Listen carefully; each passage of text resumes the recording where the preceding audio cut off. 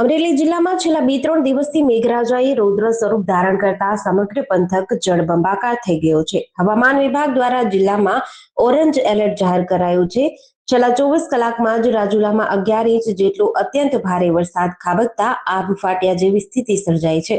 જ્યારે ધારીમાં 9.21 inch, ખાંભામાં 6.81 inch તેમજ સાવરકુંડલા, જાફરાબાદ, બગસરા અને લીલિયા પંથકમાં 4 થી 5 ઇંચ જેટલો વરસાદ થયો છે.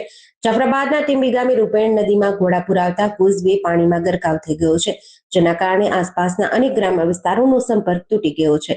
ભારે વરસાદને પગલે જિલ્લાની સૌથી મોટી ખોડિયાર સિંચાઈ યોજના 96% ભરાઈ જતા તેના 9 દરવાજા ખોલીને પ્રતિ સેકન્ડ 49,050 ક્યુસેક પાણી છોડવામાં આવી રહ્યું છે.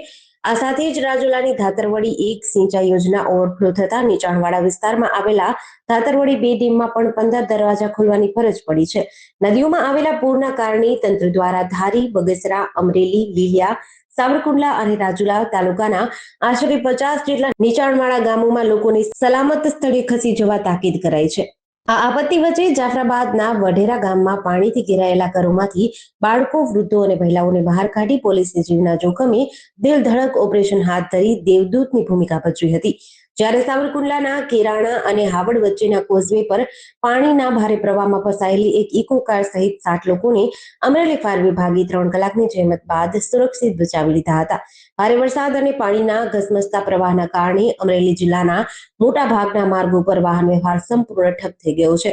અમરેલી અને સાવરકુંડલા વચ્ચે મોટો ભૂવો પડી ગયો છે. તેમજ સિમરણ નજીક રાત દિવસ વાહનોથી ધમધમતા નેશનલ હાઈવે પર જ મોટો ભૂવો પડી જતા વાહન વ્યવહાર ખોરવાયો છે. ફ્લડ કંટ્રોલ સેલ અને જિલ્લા વહીવટી તંત્ર દ્વારા નાગરિકોને નદી, નાળા કે કોઝવે પરથી પસાર ન થવા અને સુરક્ષિત સ્થળે રહેવા અપીલ કરવામાં આવી છે. જેડીસી ન્યૂઝ સાથે મૌલિક દોશી, અમરેલી.